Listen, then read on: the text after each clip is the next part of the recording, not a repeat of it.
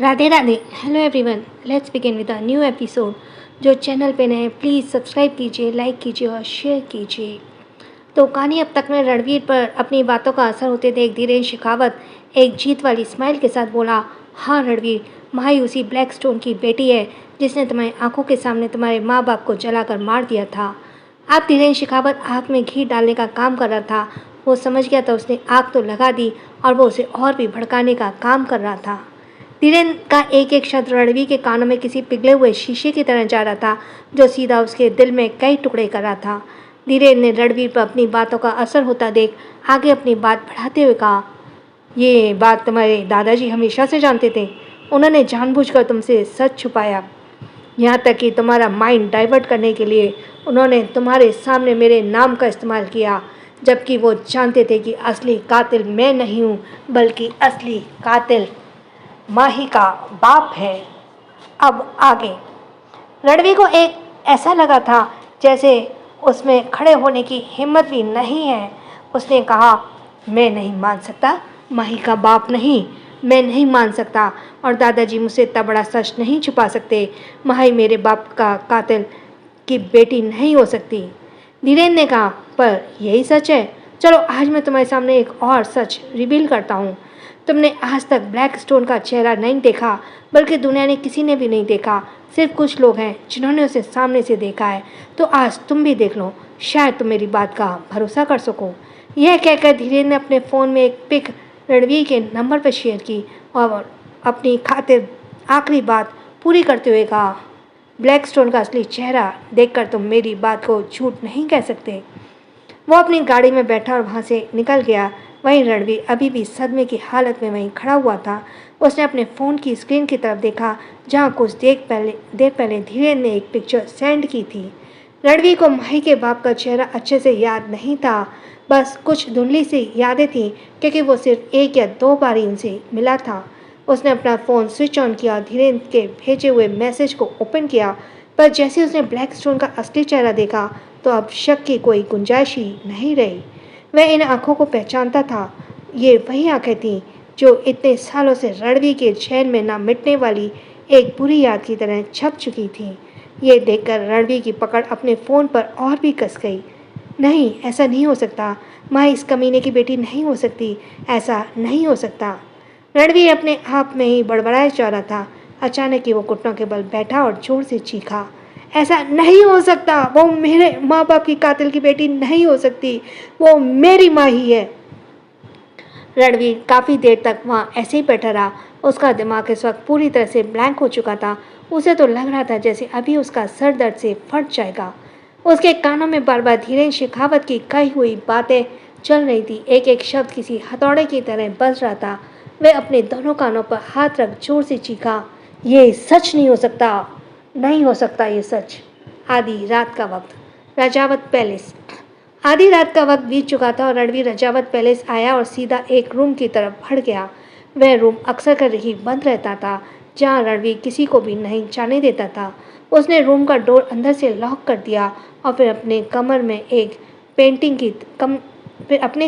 Painting की तरफ बढ़ा दिए।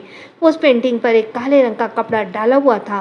रणवीर ने जाकर एक झटके के साथ उस काले कपड़े को हटाया और इसी के साथ एक एक शख्स का चेहरा जो काले कपड़े से कवर था उसकी पेंटिंग में नज़र आने लगी।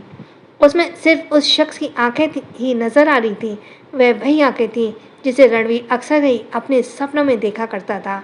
रणवीर ने अपना फ़ोन ऑन किया और फिर ब्लैक स्टोन की आंखों से उन आंखों को मिलाने की कोशिश की, और जैसे ही धीरज शेखावत में कहा था यह बात सच साबित हुई। यह देखकर रणवीर एकदम जैसे लड़खड़ा सा गया और 2 कदम पीछे की तरफ चला गया। यह कैसे हो सकता है? दादाजी ने इतने बड़ा सच मुझसे क्यों छुपाया? यह सब जानते थे, सच जानते थे, फिर भी उन्होंने मुझे धोखे में रखा। रणवीर अब गुस्से से पूरी तरह से पागल हो रहा था। उसने अपने पॉकेट से लाइटर निकाला और उसे ऑन करके उस पॉइंटिंग के ऊपर फेंक दिया, जिसे वे तस्वीर कुछ ही देर में धू धू करके चलने लगी। रणवीर अपनी खतरनाक नज़रों से उस चलती हुई तस्वीर को देख रहा था। उसकी नज़रें अब तक इस चलती तस्वीर से नहीं हटी जब तक आग की लपटों ने उसे पूरी तरह से अपनी आगोश में ना ले लिया। कुछ देर बाद माही रणवीर का वेट करते करते ही सोफे पर बैठे बैठे सो गई थी। उसने रणवीर का नंबर कई बार डायल किया था, पर नंबर स्विच ऑफ आ रहा था।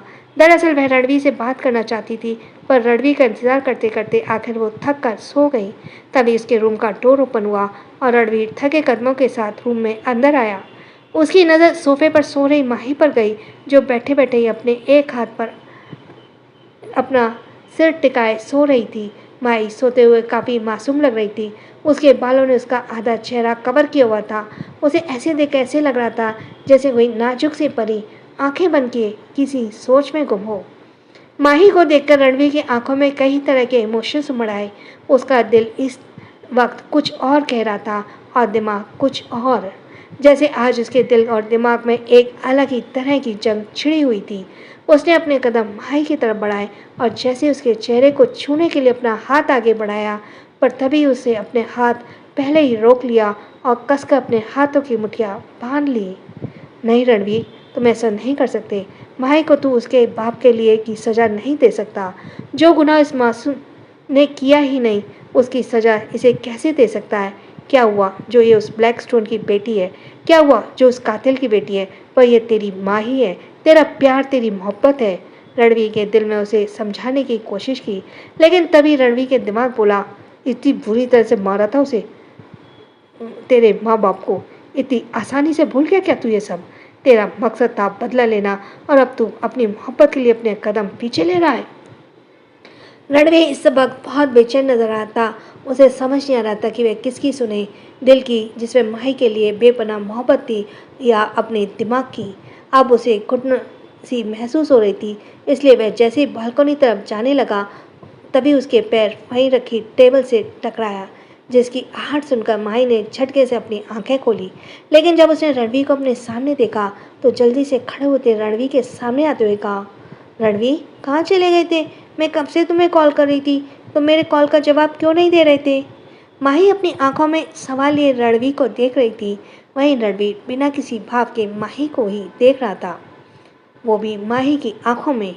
माही के आज रणवीर को देखने का तरीका कुछ अलग ही लग रहा था। उसने दोबारा पूछा, क्या हुआ? क्या मेरी किसी बात से गुस्सा हो? दोपहर को भी तुमने मुझसे ऐसी ही बात की, कोई परेशानी है क्या? रणवीर ने गहरी सांस लेकर खुद को नॉर्मल करते हुए कहा, नहीं कोई परेशानी नहीं है, तुम जाकर सो जाओ, मुझे अभी नींद नहीं आ रही है। कहकर रणवीर बालकनी की तरफ जाने लगा। तभी माही ने उसका हाथ पकड़ उसे रोकते हुए कहा, इतनी रात हो गई और तुम अभी तक नींद नहीं आ रही? चलो अब तुम भी सो जाओ। तभी रणवीर ने गुस्से से माही का हाथ झटकते हुए कहा, क्या तुम्हें एक बार में मेरी बात समझ नहीं आती? मैंने कहा ना, जाकर सो जाओ, मुझे जब नींद आएगी तब मैं सो जाऊंगा। रणवीर ने यह बात इतनी तेज आवाज में कही थी कि कुछ पल के लिए माही कदम से सहम गई, और एक कदम, और वह उसकी आंखों में नमी उतर आई। वह रुआसी आवाज में बोली, क्या हुआ रणवीर, तुम दोपहर से मुझ पर गुस्सा किए जा रहे हो? मैंने तो कुछ भी नहीं किया, फिर मुझे इतना डांट क्यों रहे हो? कहने के साथ ही माही अपने आंसू पर कंट्रोल नहीं कर पाई और जोर जोर से रोने लगी। माही को इस तरह से रोता देख रणवीर का दिल पिघल गया। सही तो था, माही की कोई गलती नहीं थी, वह तो किसी और का गुस्सा माही पर निकाल रहा था। रणवीर ने झटके से माही को अपने सीने से लगा लिया और उसे अपनी भाव में बढ़ते हुए कहा, शांत हो जाओ, मैं तुम पर गुस्सा नहीं हूँ माही, प्लीज़ मत रो। अच्छा सॉरी। माही ने सिसकियाँ लेते हुए ही कहा, तो फिर मुझ पर गुस्सा क्यों किया जा रहे हो? सुबह तक तो तुम कितने खुश थे ना, फिर दोपहर को क्या हुआ जो तुम ऐसे? रोने की वजह से माही ढंग से बोल भी नहीं पा रही थी। रणवीर ने उसके बालों को सहलाते हुए कहा, मैंने कहा ना, मैं बस थोड़ा परेशान हूँ, पर किसी और वजह से। प्लीज़ तुम रो मत, मैं तुम्हें हर्ट नहीं करना चाहता था।